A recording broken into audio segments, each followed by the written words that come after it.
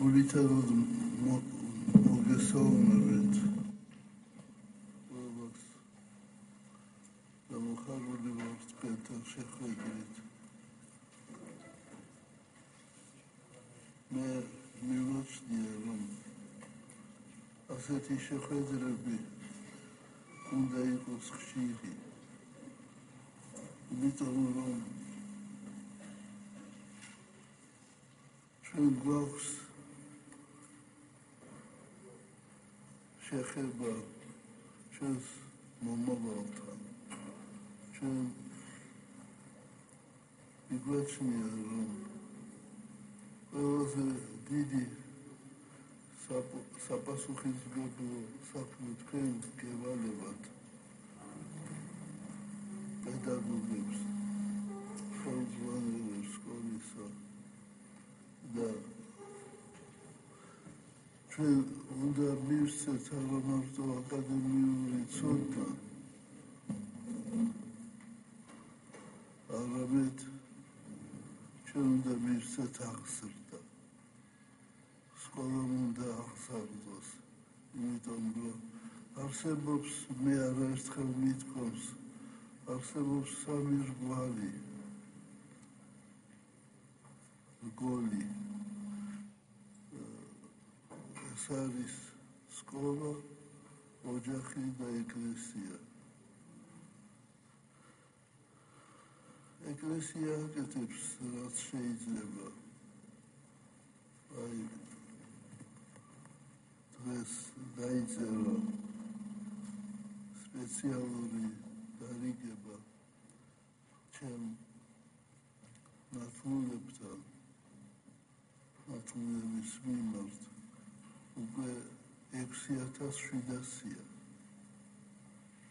და ღმერთმა დაუწოს და გაზარდას და კარგი მამობიშვილები გამოიყვანა.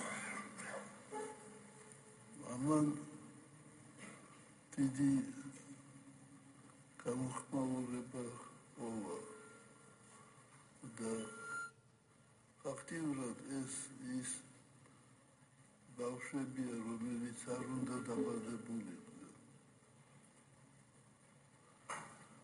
არ ფიქრობდნენ მშობლები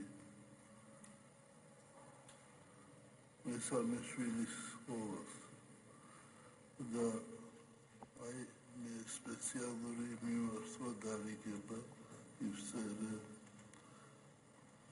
რომელსაც ამ დღეებში გამოვაქვეყნებთ. მე ვფიქრობ, რომ მრავალი პრობლემების წინაშე ვდგავართ ჩვენ.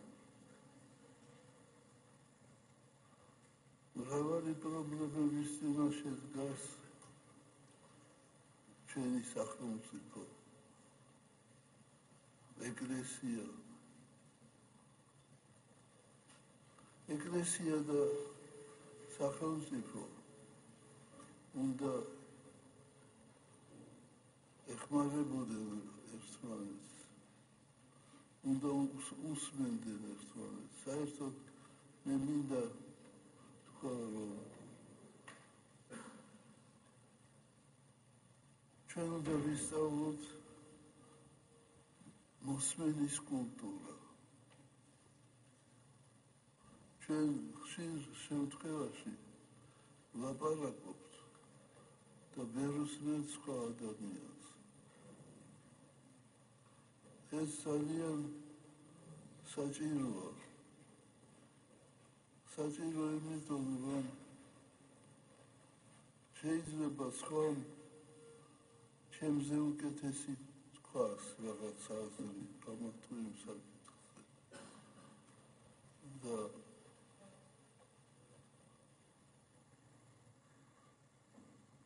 თქვენ ასევე იცით, ალბათ მოგისმენიათ, მე არაერთხელ შევეხე ადამიანის აზროვნებას. ადამიანის აზროვნებას სჭირდება ისეთივე ვარჯიში, როგორც ჩვენს ფიზიკურ სხეულს. როგორც ჩვენს კუნთებს. თქვენ ალბათ მოგისმენიათ ასეთი ტერმინი კუნთების სიხარული. კუნთების სიხარული ეს როცა ადამიანი შრომობს ან ვარჯიშობს იღლება, მაგრამ რაღაც სიხარული ეუფლება მას. აი ასეთივე ვარჯიში საჭიროა გონებისთვის, აზროვნებისთვის და მადლობა უფალს, რომ ჩვენ ვიწყებთ უკვე ამაზე ფიქრს. არსებობს კიდევ ერთი ასეთი ტერმინი კატეგორიული აზროვნება. კატეგორიული აზროვნება არის ის, როცა ადამიანი ამბობს ამა თუ იმ წინადადებას თუ აზრს და მას მიაჩნია, რომ იმაზე მართალი არ არის, აქ შეუძლია თქვას. ეს დაუღუპველია ადამიანისთვის. კატეგორიული აზროვნება წარმოსდგება ადამიანის ამ პარტავნებისაგან.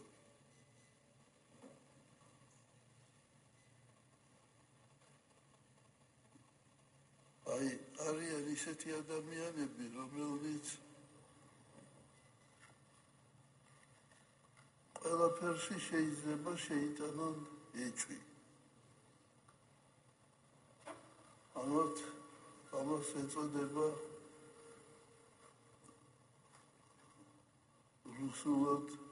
რუსულ ღვთისმეტყველებაში дух противления, წინააღმდეგობის სული. ეს არაჯანსაღი სულია, ეს მოროტი სულია. ესე იგი, სულ რომ კარგი აზრი ითქვას, აუცილებლად ადამიანი რაღაც ეჭვს გამოთქვამს ამ აზრში. აი, ჩვენ ცხოვრობთ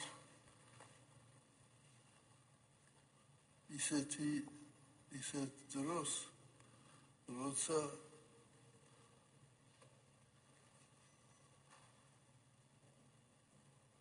საჭიროა, განსაკუთრებით საჭიროა ანალიტიკური აზროვნება. უნდა ყოველმა ჩვენთაგანმა ანალიზი უნდა გააკეთოს თავისი სიტყვისა, თავისი აზროვნებისა, თავისი მოქმედებისა და ხშირ შემთხვევაში ჩვენი ანალიტიკური აზროვნება ფაქტებს უკან მისდევს. იმ დროს, როცა წინ უნდა იყოს. როცა რასმე ფიქრობთ რაღაც საქმის გაკეთებას, ჩვენ უნდა გავაანალიზოთ. შევძლებთ თუ არ შევძლებთ. ჩვენ გვაქვს ყოველ ერთს და ყოველ ადამიანს რაღაც განსაკუთრებული თვისებები აქვს და ჩვენ გვაქვს ძალიან კარგი გლობალური ხედვა. აი, ხედავთ მთელ საქართველოს, უფრო მეტიც ხედავთ მთელს ევროპას და მთელ მსოფლიოს უკეთესად, ვიდრე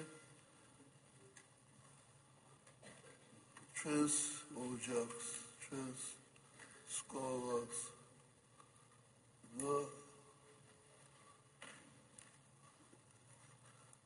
კიდევ ერთი თვისება არის, ეს არის ვიწყებთ და ვეღარ ვამთავრებთ. აი რა უნდა გავაკეთოთ იმისათვის, რომ ჩვენ უნდა ვიცოდეთ ჩვენი თვისება და ჩვენ უნდა ვიცოდეთ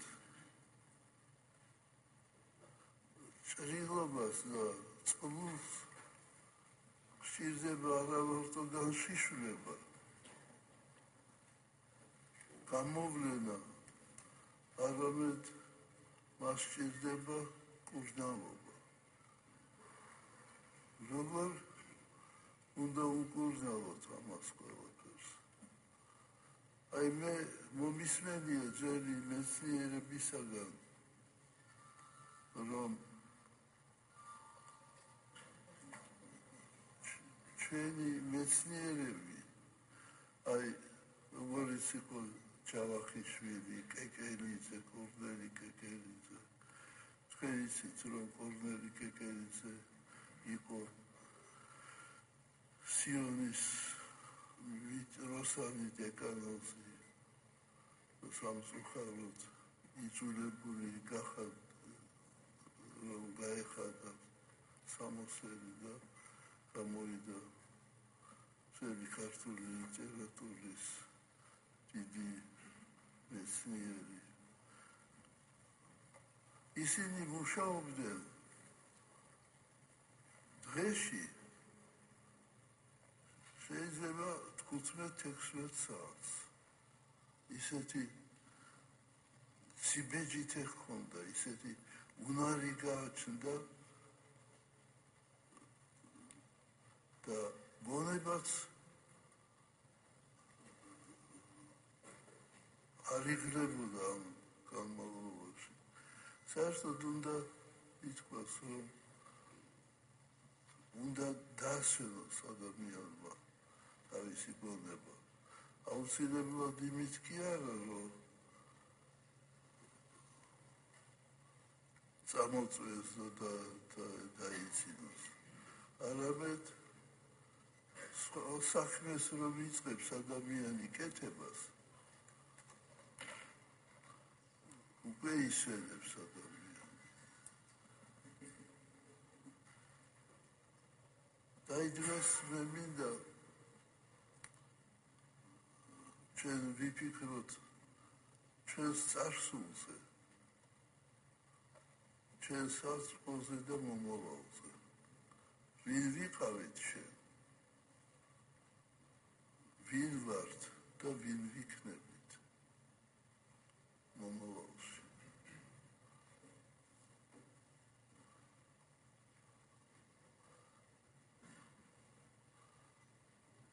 საქმე იმაშია, რომ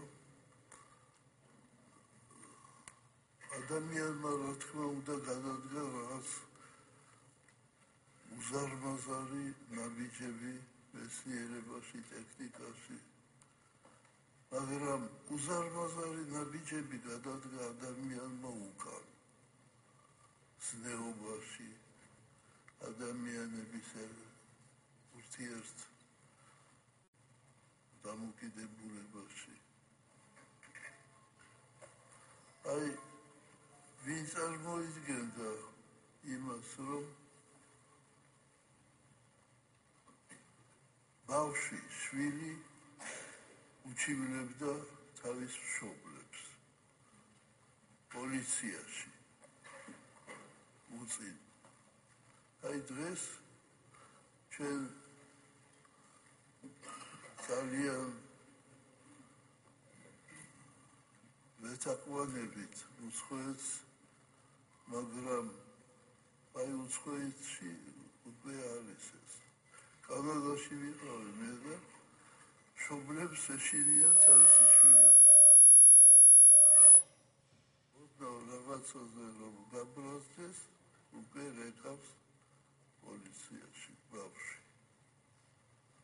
რა დამოკიდებულება უნდა იყოს, რა სიყვარული უნდა იყოს მშობლებსა და შვილებს შორის. ჩვენ ძალიან ხშირად აიდიალებთ წარსულს. ესაც არაც შეცდომებიც ჰქონდა, ცოდვებიც ჰქონდა ადამიანს. მაგრამ ცოდვა ეს შეცდომა, ეს არის ცოდვა წინაშე ღვთისა და ადამიანებს შორის. ადამიანის წინაშე. აი ჩემთან მე გახდით გორსკენიცით აფხაზეთის მიტროპოლიტი ვიყავი და ეხლაც არის კიდევ ის მრევლი, რომელიც ჩემ დროს იყო. ერთხელ ჩამოვიდა აქ ჩვენთან ერთი რუსი ქალბატონი და მეუბნება რა ვქნაო, მე გავათხოვე ჩემი შვილიო, ქალიშვილი. მე იმას არ ჰქონდა ბინა და შევკეთე ჩემს სახლშიო. და ეხლა მეუბნებიანო შვილი და სიცე და შვილიშვილები. წადი სახლიდან, თორემ ფანჯრიდან გადაგაგდებთ. და ვიტყვით, რომ გაგიჟდაო და თავი მოიგო.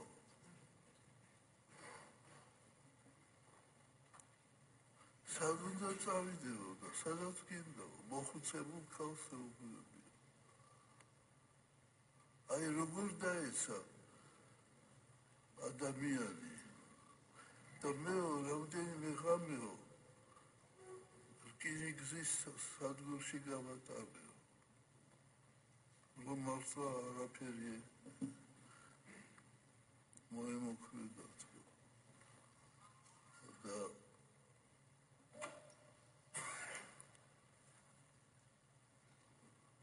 საქმე იმაშია, რომ წარსულში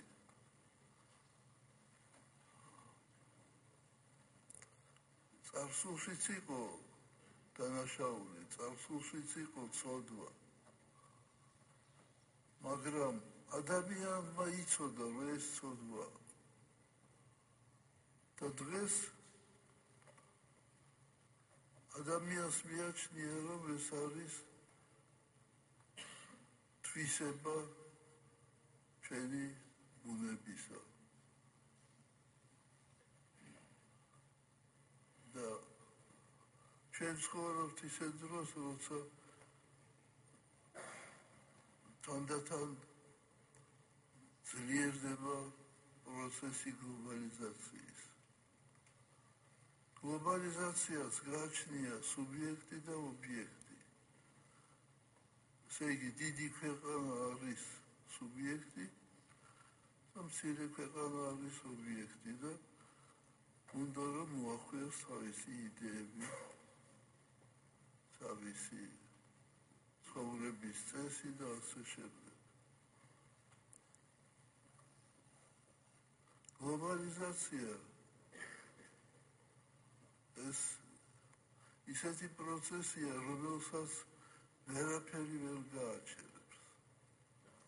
აი ამიტომ უნდა გქონდეს ჩვენ ისეთი ძლიერი აღზრდა, ისეთი ძლიერი ცოდნა, რომ გლობალიზაციიდან აიღოთ კარგი და უარყოთ ცუდი.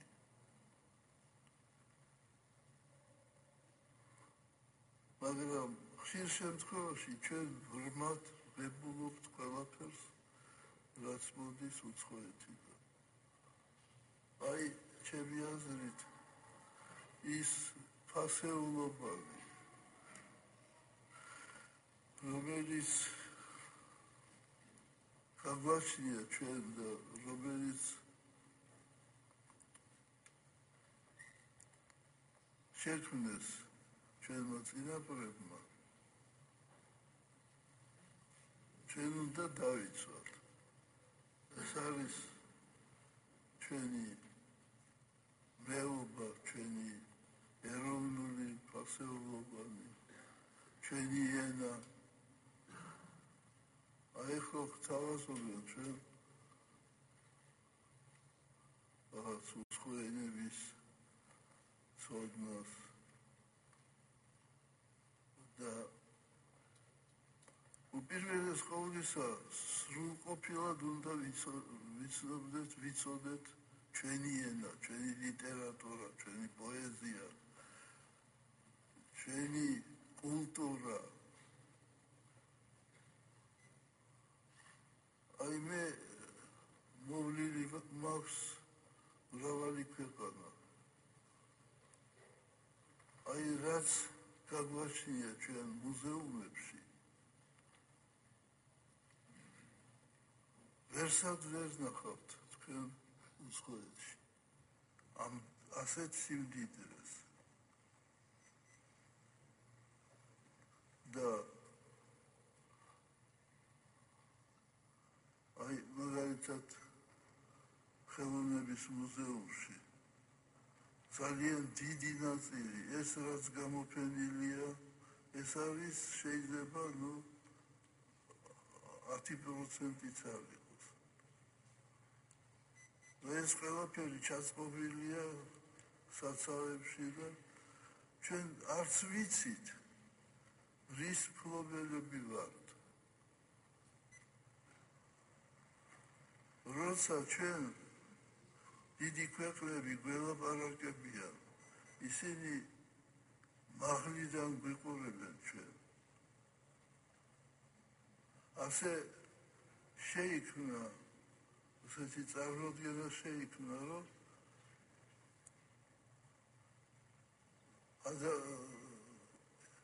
ესა თუ ის ქვეყანა თუ ფიზიკურად ძლიერია, მრავალრიცხოვანია, გააჩნია იარაღი, ის არის სუპერ ქვეყანა და ის არის ქვეყანა, რომელსაც უნდა დაემორჩილო.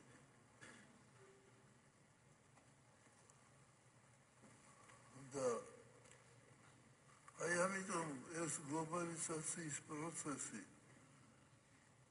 მე ძალიან მაფიქრებს და მაშინებს. ასევე შეძლებული ოჯახები ძალიან ხშირად ბავშვებს აგზავნიან უცხოეთში. ესაც საშიშია. უცხოეთში სასწავლებლად უნდა წავიდეს ისეთი ადამიანი, რომელიც გამტკიცებულია თავის ნიადაგზე, თავის ეროვნულ კულტურას იცნობს და არა მარტო იცნობს, იცავს იმას. და მე ვფიქრობ, რომ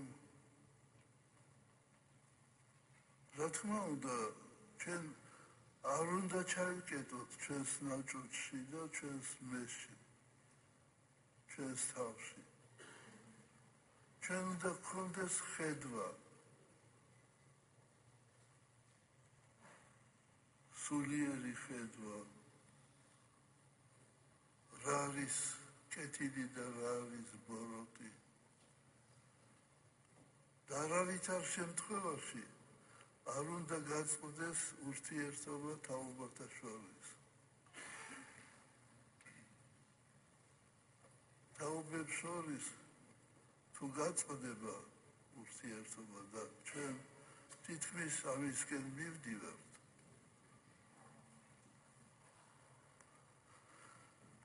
ცუდი შედეგი ექნება ამას. თქვენ ალბათ მოისმინეთ კონფუცის მაგალითი მოიყვანე მე ქადაგებაში. კონფუცი ეს უდიდესი ფილოსოფოსი მიდიოდა გზაზე თავის მოწაფეებთან ერთად და დაინახა ადამიანი რომელიც იჭერდა ჩიტებს და ყიდიდა მივიდა კონფუცი ამ ადამიანთან და გალიაში ისხდნენ უკვე დაჭერილი ჩიტები და სულ ახალგაზრდები და ხანძაზმულები სადღა არიან და ვერ ვიჭერო იმიტომ რომ მეტი გამოცდილება აქვს და ვერ ვიჭერო და ეს ახალგაზრდები უფრო ადვილი დასაჭერია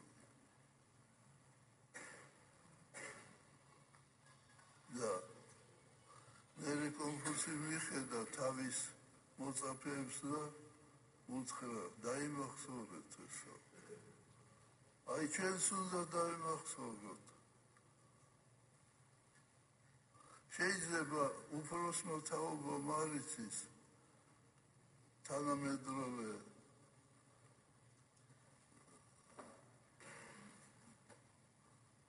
რაღაც დანადგარები და სხვადასხვა მაგრამ სიღრმე აზროვნებისა იმათ გაცილებით უფრო მეტი ჰქონდა ანალიტიკური აზროვნების უნარი იმათ უფრო მეტი ჰქონდა ჩვენ ვიცით ძალიან ბევრი მაგრამ ყველაფერი ზერელეთ და აი მომავალში ჩვენ როგორი ვიქნებით აქედან გამომდინარე შეგვიძლია გავაკეთოთ დასკვნა რომ შეიძლება ჩვენ დავკარგოთ ჩვენი სახე და ჩვენი კულტურა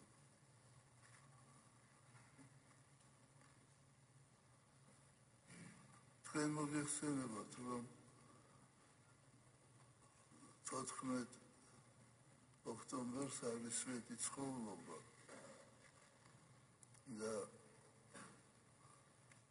ჩვენი დიდებული სვეტი ცხოველი ტაძარი ხდება 1000 წლისა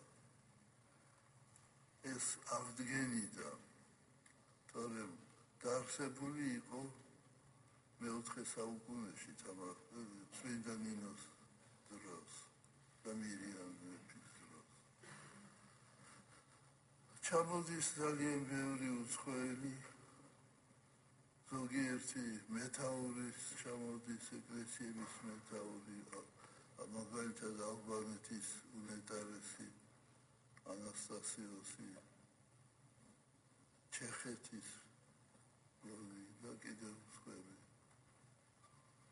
და მე მინდა რომ ჩვენმა სკოლებმა ჩვენმა ბავშვებმა მიიღონ მონაწილეობა ამ ზეიმში უნდა შევაჩვიოთ ბავშვები ამ პატივისცემას ტაძრებისა და მონასტრების და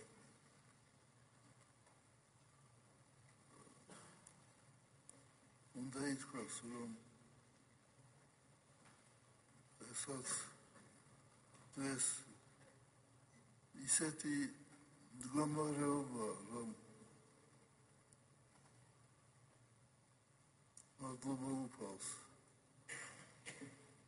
ჩვენი ახალგაზრდობა მორწმუნე ახალგაზრდობა წინათ მშობლები ასწავლიდნენ თავის შვილებს და ეხლა შვილები ასწავლიან თავის მშობლებს ჩემთან იყო ესპანეთის პარლამენტის თავმჯდომარე მიღებაზე და ჩვენ საუბრობდით ურთიერთობაზე ეკლესიასა და სახელმწიფოს შორის თუ ურთიერთდამოკიდებულებაა და ძალიან აინტერესებდა მას ჩვენი მონასტრები, ჩვენი სკოლები, ჩვენი უნივერსიტეტები და ასე შემდეგ. რამდენი ბერია, რამდენი მდელია. მე ვკითხე, რომ როგორია, აბა ესპანეთი ესეთი კათოლიკური ქვეყანა და თვითონაც კათოლიკე არის. როგორია დამოკიდებულება ეკლესიასა და ახალგაზრდულ შრომას შორის. და მან საოცარი რამე მითხრა, რომ ეკლესიაშიო, სადაც მე დავდივარო, ყველაზე ახალგაზრდა მე ვარ და ის არის ერთი 60 წლისა. ესე იგი, ახალგაზრდა ჩაფლულია თანამედროვე მუსიკაში, მე ვიტყოდი, არის მუსიკა და არის ანტიმუსიკა, არის კულტურა და არის ფსევდოკულტურა. აი ჩვენი დროის ახალგაზრდობა ძალიან ხშირად გადაცემულია ამ ფსევდოკულტურით. მე ძალიან ბევრი შემიძლია ვისაუბრო თქვენთან და რა თქმა უნდა ეს აქტუალური საკითხებია, მაგრამ მე მინდა რომ თქვენგანაც მოისმინო იმ პრობლემების შესახებ, რაც ჩვენთან არსებობს და მე მინდა ვცანოთ ამის შესახებ. მადლობთ ყურადღებისათვის.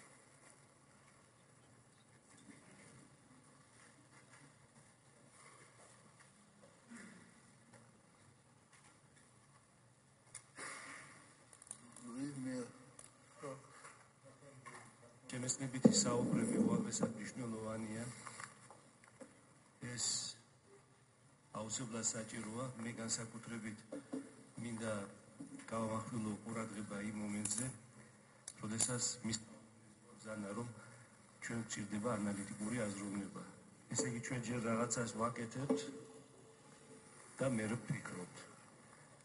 ანალიტიკური აზროვნება არის უმთავრესი, არის ასე ვთქვათ, ძალიან მნიშვნელოვანი და ესე იგი არა ემოციები, არა ვთქვათ ის რომ მოსმენის კულტურა გვაკლია, ხშირად ჩვენ ერთმანეთს არ უსმენთ და გონია რომ მხოლოდ ჩვენ ვართ მათლები. ძალიან მისაუწმენდისობა რომ აბსოლუტურად მიუღებელია კატეგორიული აზროვნება. ხშირად ვაწყდებით კატეგორიულ აზროვნებას ცხოვრებაში და ეს უყავს ყველაფერს. უბრალოდ ერთმანეთს უნდა მოვეფეროთ და მოვისმინოთ და მე რა უნდა ვთქვა ახლა იმაზე უკეთესი როგორც ეს მისაუწმენდისობა მძანა. მაგრამ აი სწორედ მე აი ამ ძალიან ბევრს ვფიქრობ იმაზე, როცა მისი უზრუნველყოფა საუბრობს ანალიტიკურ აზროვნებაზე. ჩვენს ქვეყანას ეს ძალიან ჭირდება. ყველაფერი რაც მისაუწმენდისობა უაღრესად მნიშვნელოვანია. მე ახლა ყველა ასპექტს ვერ ჩემთავს მიმეცი უფლებამ აი ამ ასპექტზე გამოვიყვანოთ, რომ აი თქვენ ასე ბევრს საუბრობთ ანალიტიკურ აზროვნებაზე. მე ერთი რამ მინდა დაუმატო, ძალიან მოკლედ, რომ ჩვენ ისე გატაცებული ვართ ამ ტელევიზიით და სხვა საშუალებებით, რომ ჩვენ საერთოდ დავივიწყეთ წიგნი. ჩვენი ახალგაზრდობა აღარ კითხულობს წიგნებს. და რა გვეშველება ჩვენ? წიგნის დავიწყება ეს არის კატასტროფა. და როგორ ფიქრობთ, აი თქვენ პედაგოგები გრანტებით და კიდევ ერთი რამ მინდა რომ შეგახსენოთ, თქვენ ალბათ აკეთებთ კიდეც. აი როცა შედიხართ კლასში, მასწავლებელი როცა შედის კლასში, არის ისეთი მასწავლებელი, რომ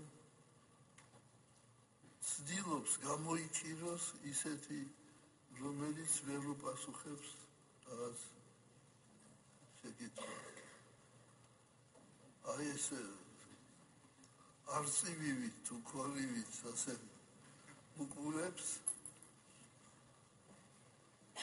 და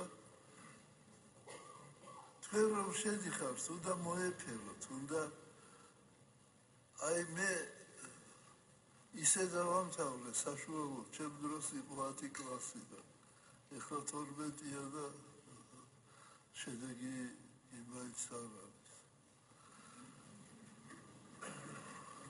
და ისე დავამთავრე მე სკოლა, რომ მასწავლებელი არ მოსულა და ხელი არ გადაუხსნია თავს.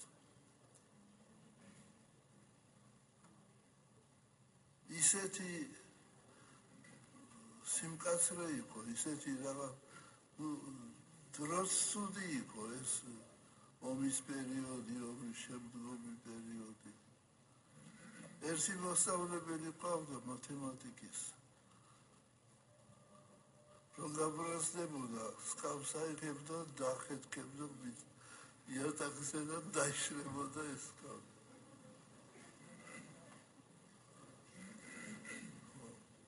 ან ცარს ესროდა და აი სიტყვა უნდა აჩვენოს, სიყვარული უნდა აჩვენოს.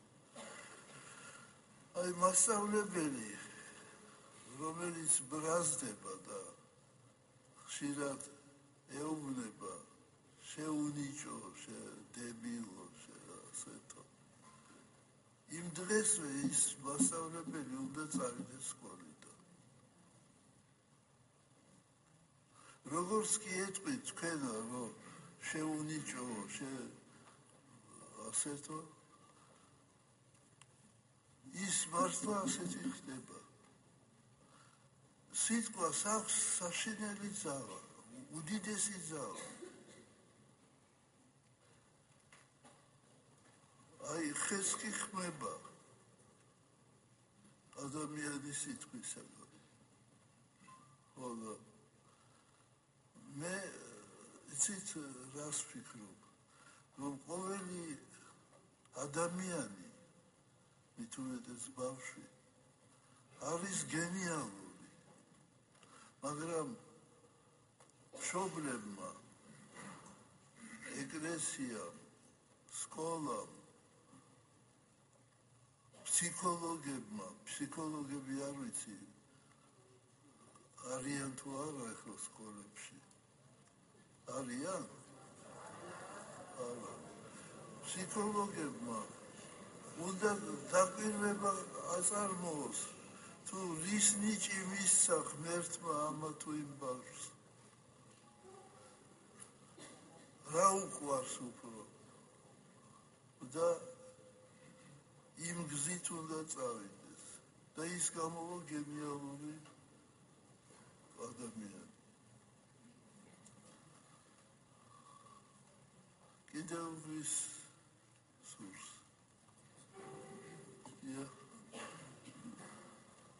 მოგესალმებით, ერთ-ერთი კერძო სკოლის დირექტორი გახლავართ. ჩვენთვის ძალიან დიდი ბედნიერებაა, რომ მიუხედავად თქვენი აძაბული და დაკავებული გრაფიკისა, მოგზაურობთ ჩვენთან. ჩვენ ბედნიერები ვართ, იმიტომ რომ ჩვენთან თუნდაც აი ასეთი სიახლოვე ყველა ქართველისთვის ბედნიერებაა, მივფიქროთ, რა თქმა უნდა ჩვენთვის ბედნიერებაა და ჩვენი მოსწავლეებისთვის, რადგან მიუტანთ დღევანდელი საუბრის შესახებ დასკვნებს ჩვენეულს და ვეცდებით, რომ გავითვალისწინოთ ყველა ის, რაც ბრძანებთ. მხოლოდ მე ერთ მაგალითს მოვიტან ეს უცხოეთში სწავლით გატაცების შესახებ. მე გავხდით რიგაში, სადაც შევხვდი პრეზიდენტის ფონდით დაფინანსებულ სტუდენტებს, რომლებიც იქ სწავლობდნენ.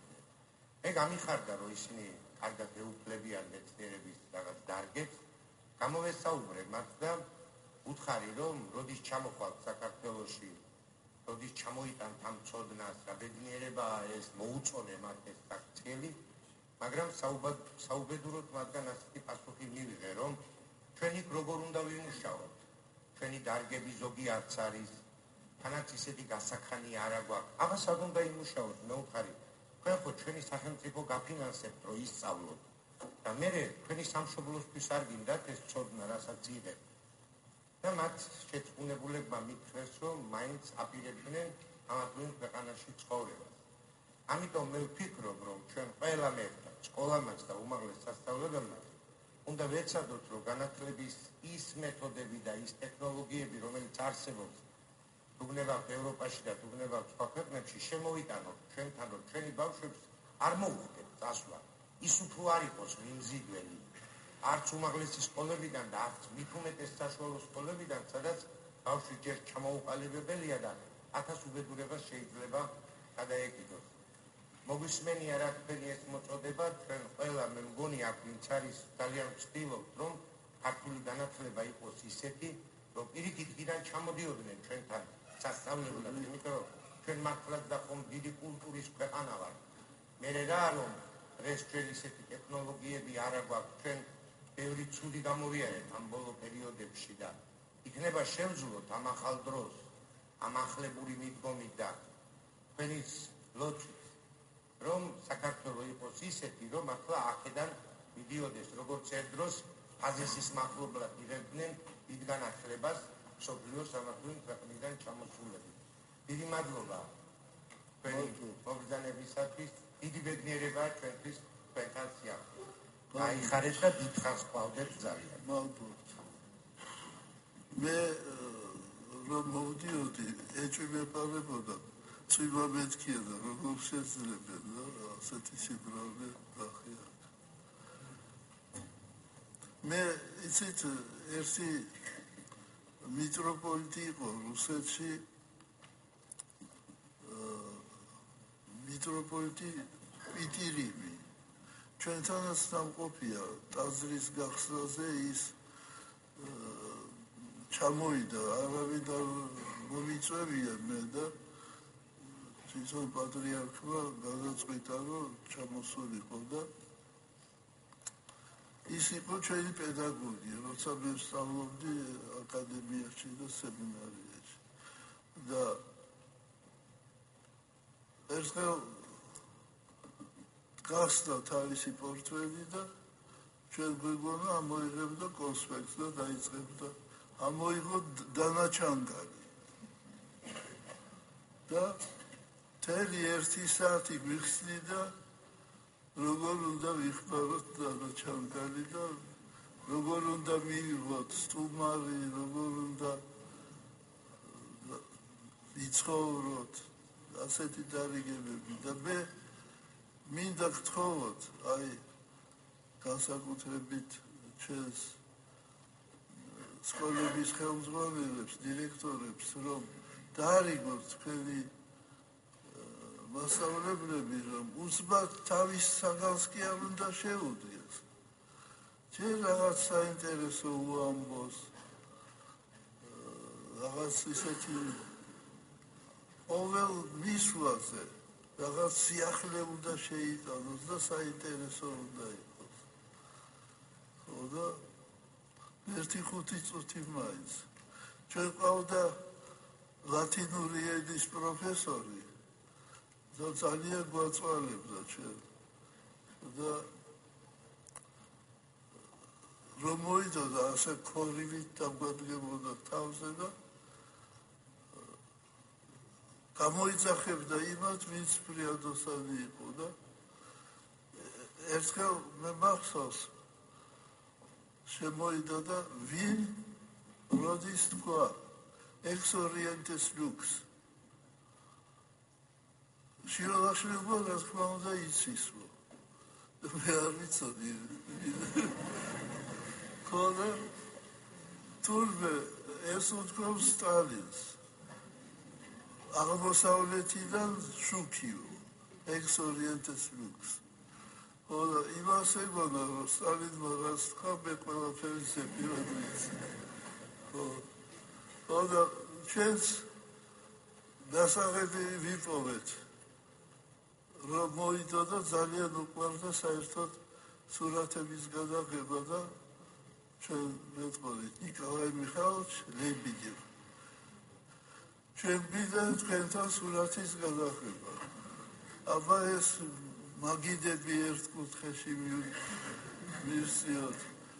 მივსევდით არა აქ ცუდად ჩანს. ახლა მეორე კუთხეში და მე ვიყავი სტაროსტა. ხოდა აი ესეთი ხუბრობას ვიცოდით. მე მახსოვს ისე ოთახები გადიოდა ერთმანეთში და კარები იყო და მოაწყეს გასვენება სტუდენტებმა. მისვარებულის გასვენება. ერთმა გაჭიმეს პროსტინა. ერთმა მიიდო ყელზე და მეორემ ხელებზე ჩამოიცვა ფეხსაცმელები და იქ ვითომ მისვარებულია. და მეორე დღეს გარდაიცვალა ერთი სტუდენტი. რაღაცა მისი კიდევ ვის აქვს? დიახ.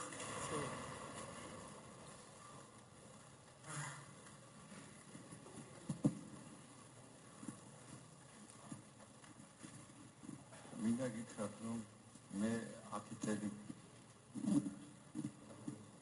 10 წელი მსახურობდი საბერძნეთში. ვერ მესმის. იქ მოღვაწეობის. ბატონო? საშუალო? არა, ხმამაღლა ბრძანეთ.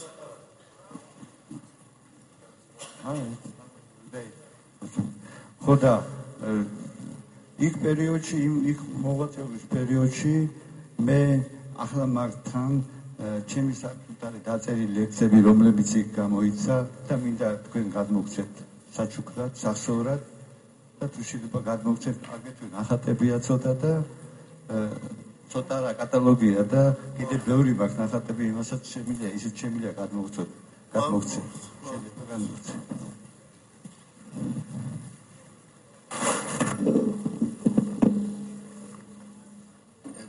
ელადაში საბერძნეთში დროს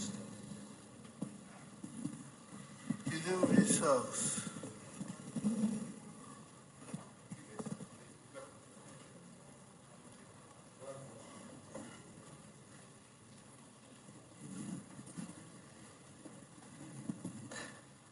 დიდი მადლობა თქვენ უწმინდესობაო დღევანდელი სტუმრობისათვის. ძალიან მეუხერხულება ამ აუდიტორიაში აქ შეკითხვისას, მაგრამ არ ვიცი მომეცემა თუ არა კიდევ საშუალება ამისა. მე გახლავართ სკოლა-პანსიონი მთიების დირექტორი ვარ. 15 წელიწადია უკვე სკოლა არსებობს და ჩვენი სულიერი მოწვარი იყო მამა სვიმონი. მამა სვიმონი, დიდუბის ეკლესიის წინამძღვარი. ძალიან გვიჭირს. ძალიან კეთილი, ძალიან ჩვენთვის იყო ყველაფერი, იმიტომ რომ მე და მამა სვიმონმა ფაქტიურად 15 მოსწავლიდან დავიწყეთ ამ სკოლის შენება და 500 მოსწავლემდე ყავს დღეს. ძალიან გვიჭირს თქვენ უწმინდესობა. ვერაფერი ძალიან დაბნეულები ვართ. ვერ მოვახერხეთ, არ და სკოლას მოძღვარი სჭირდება. მამა სვიმონმა ისე სწორად გვატარა ეს 15 წელიწადი, რომ ალბათ თქვენი რჩევა, თქვენის კურთხევით, აი რა გავაკეთოთ, რა მოვიმოქმედოთ, ნამდვილად არ ვიცით. საერთოდ ეს შესანიშნავი წინადადებაა, რომ სკოლას უნდა ჰყავდეს მოძღვარი. და ჩვენ ყავს მადლობა უფალს საშუალებას და კარგების. და არჩევა შეიძლება. კარგის არჩევა და გეყოლებათ. აი მამა გიორგი დაგეხმარა. დიდი მადლობა.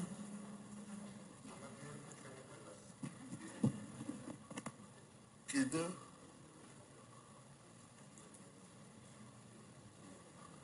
აი სკოლაში რა პრობლემები არის? მე მესმის რომ ხელფასები დაბალი. რამდენი აქვს? დირექტორს რამდენი აქვს ხელფასი?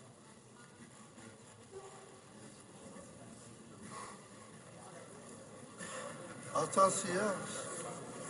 არა? რამდენი? ჩემი აზრით ყველაზე რაც კი თანამდებობები არსებობს, ყველაზე დიდი პასუხისმგებლობა ეკისრება მასწავლებელს და ყველაზე დიდი ხელფასიც უნდა ჰქონდეს მას. შეიძლება დადგეს ეს ასეთი დროც.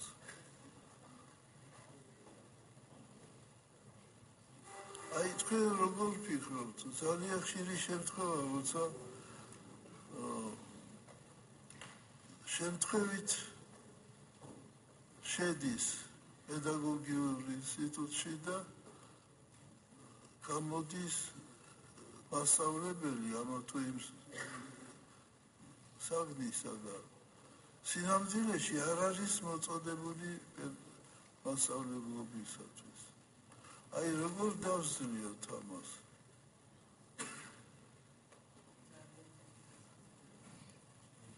არიან ასეთი მასწავლებლები? მე ასეთი აზრი მაქვს ამის შესახებ.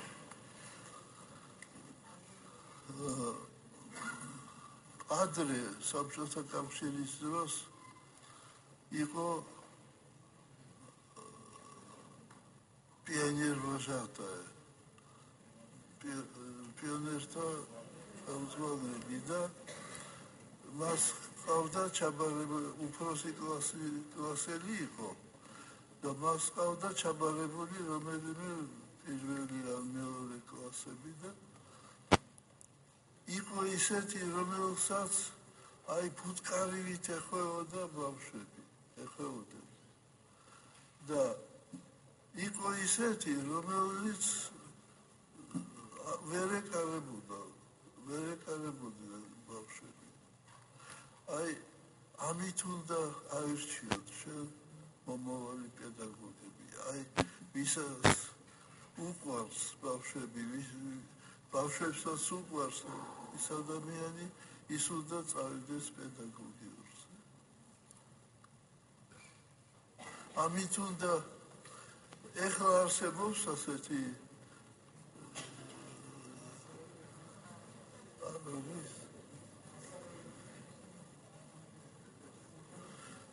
აი მე ვიყავი სასწავლო წრის გახსნაზე ჩვენს უნივერსიტეტში და საეკლესიო უნივერსიტეტში დღეს დაინიშნა ახალი შემსრულებელი რექტორის და განთავისუფლდა რექტორის მოვალეობის შემსრულებელი და დაინიშნა ახალი. და მე მათთან მქონდა საუბარი და მე ვიფიქრე თუ რაზე უნდა ეფიქრა სტუდენტებს, რა უნდა აი გარდა ლექციების, გარდა არის ისეთი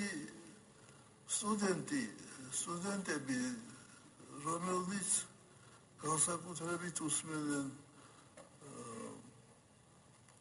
პროფესორს და კონსპექტებს კითხულობენ და წიგნებს მაინცა და მაინც არ კითხულობენ და არის ისეთი ჯგუფი, ისეთი თვისების სტუდენტები, რომლებიც კითხულობენ ისტორიას, ლიტერატურას, პოეზიას, ფილოსოფიას, ლოგიკას, ფსიქოლოგიას და აი ჩვენთან ასე ვიყავით ჩვენ. მე ვეკუთვნოდი მეორე ჯგუფს. და ეს რომელიც მხოლოდ კონსპექტებს კითხულობდნენ, აი ესე მიდიოდნენ, ვიწროვდებოდა მათი ცოდნა. ჩვენ ასე მივდიოდით. ართოვდებოდა. და აი მე მინდა უსურვო ჩვენ ბავშვებს, რომ ეხლავე უნდა დაიწყონ ფილოსოფიური აზროვნება. აი პირველი კლასიდან უნდა დაიწყონ აზროვნება და მე ვყავდა ერთი მეგობარი, მეზობელი და ჩვენ უნიჭიერესი ადამიანი. მე მგონი მამით ებრაელი იყო ის. და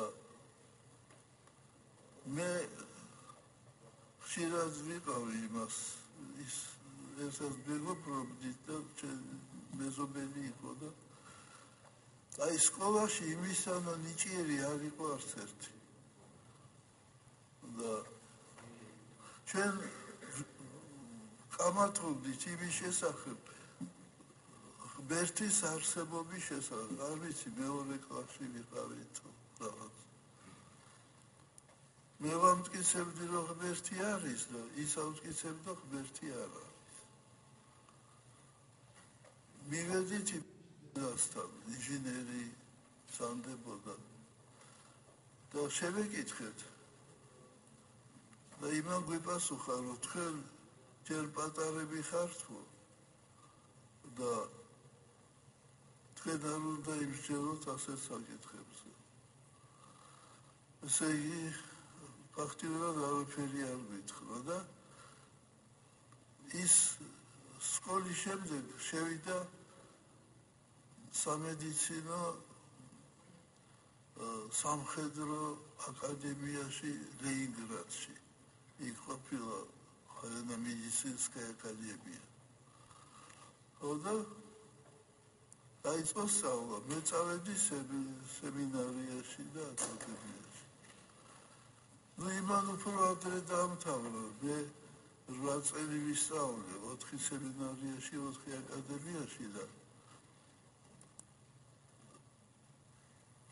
იმან ისწავლა, დაამთავრა და დანიშნეს იმ ქალაქში, სადაც ჩვენი აკადემია იყო. არის, ეხლაც არის. თქვენ წარმოიდგინეთ, მე არ ვიცოდი, რომ იქ იმ ქალაქშია და იმდენად ის იყო შეშინებული თუ რაღაცა. ვერ მაცნობა მე, რომ მე არ ხაბარო. ისე დაამთავრე სასულიერო აკადემია, რომ არ ვიცოდი, რომ ის იმ ქალაქშია. ბოლოს და ბოლოს შევხვდით ჩვენ მოსკოვში. ალექსი მეორის დროს, როცა ჩვენ ერთობლივად ვასრულებდით წირვას და ორი თანაკლასელი მოვიდა, ერთი ქართველი და ერთი ის. ქართველი იყო ბაშარული. და გაგვეხარდა, რა თქმა უნდა. და მე უთხარი მას, რომ შენ მეთქი ეხლა არის წევრი სამედიცინო მეცნიერებათა აკადემიის ზეზიროვ ასეთი გვარი. და შენ მეთქი ეხლა მაინც ხარ თუ არა მორწმუნე? არა.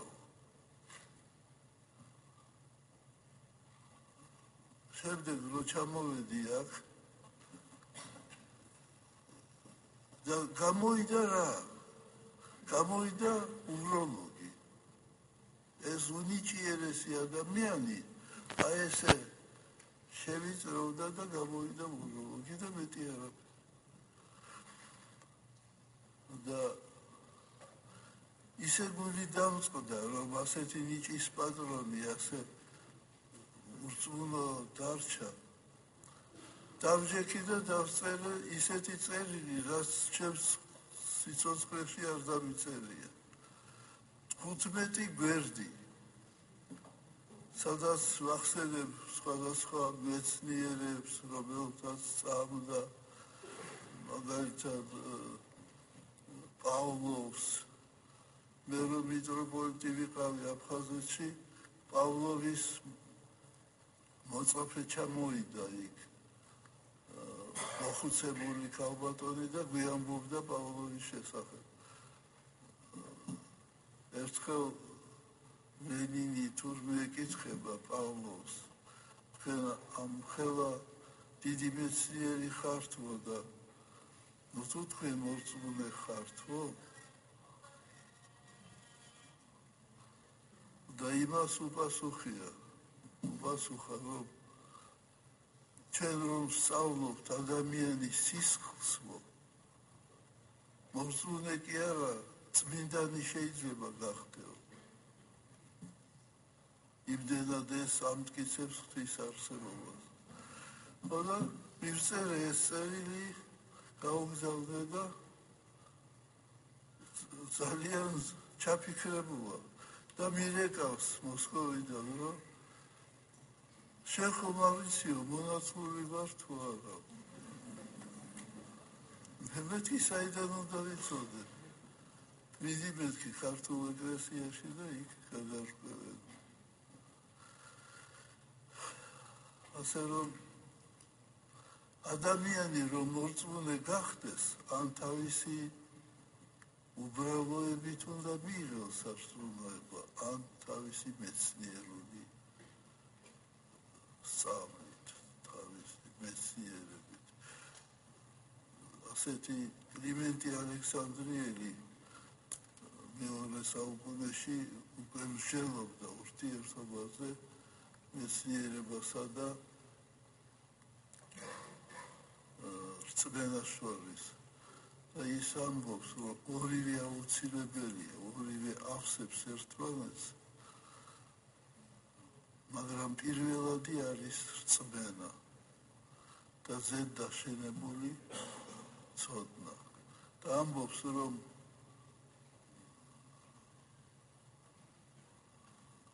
ისეთი მეცნიერებაშიც ისეთი ის არის მაგალითები, რომ უკვე ამტკიცებს რწმენის შესახებ და ღვთის არსებობის შესახებ. მე მინდა მადლობა მოგახსენოთ აქ მოგზავნებისათვის. მე უკვე თქვენ სიტყვა გეძებოთ. მომავალში როგორ გაგრძელდება ეს საუბარი? ყოველდღე აქ გაიმართება ხოლმე სხვადასხვა თემაზე საუბარი დღის 3 საათზე. და თუ გნებავთ, შეიძლება ისე გავაკეთოთ, რომ დრო შევცვალოთ, როდესაც უკეთესია. მოგვიანებით გირჩენ 5-ზე შეიძლება, 6-ზე, კარგი, მაშინ 6 საათზე შევთანხმდეთ. 6 საათზე ყოველდღე იქნება სხვადასხვა თემაზე ისტორია, ლიტერატურა, თქვათ და ასე შემდეგ, სხვადასხვა საქმეები, ღვთისმეტყველება, ფილოსოფია და ასე შემდეგ. გიორგის აქვს მოკლე განცხადება. რაც შეეხება 13 ოქტომბერს თხოვნა გვაქვს ასეთი, ყველა სკოლის დირექტორთან. სავარაუდოდ ჩვენ როცა ტელეფონით ყველას შეგეხმიანეთ, იყო ლაპარაკი ლოცვის შემდეგ უნდა დავხედროდით უწინდეს გამოსვლის დროს, ვის ნახევარს, მაგრამ შეიცვალა ეს 5 საათზე შევიკრიბებით სავარაუდოდ ისევ დავთქვათ მეტრო ბავშვებისთვის ადვილი არის და ეს არისავლაბრის მეტრო. 5 საათზე ყველა დირექტორი, პედკოლექტივი, ბავშვებით, ყველანი იქ შევიკრიბებით, უკვე 6 საათზე აქ ვიქნებით და უწინდეს დავხვდებით, როდესაც მოუწინესი ესე იგი იქნება საზეიმო შეხვედრა მთელი ჩვენი სტუმრების და დელეგატების შეხვედრა ჭიშკართან, აი გალავანის ჭიშკარი რომ არის, აი იქიდან კარიდორი გაკეთდება სკოლებით, ბავშვებით. ხო, მე მას როცა მოხვალ უკვე მეცოდე და ასევე მადლობა მოგახსენოთ, რომ თქვენ უსმენთ მამა გიორგის და სხვა მოძღვრებს და ხანდახან ღებულობთ იმათ დარიგებას. კარი სულღია გვაქვს ყველა დირექტორის და ეს ხალხი იყავი და გაიხარეთ და გაიხარო საქართველო. 13 ოქტომბერს 5 საათზე ალაბრის მეტროსთან ყველა სკოლები საღამოს 5 საათზე